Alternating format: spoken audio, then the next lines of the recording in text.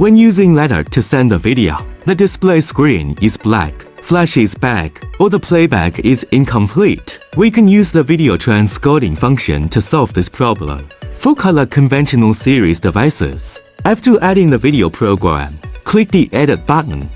Setting. You can choose the transcoding method according to actual needs. You can also choose a custom resolution.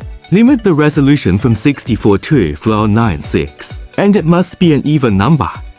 After the settings are completed, we send the program. For color Android series devices, you can select the video transcoding plugin in the program editing interface. Select the required resolution. Also supports custom resolution. Click Send. In addition, Ledart supports shaking to transcode the video. Click Shake on the device list interface. Select Video. More. Select the transcoding method. Select the video. Shake the phone for transcoding. Wait for the transcoding to complete and send successfully.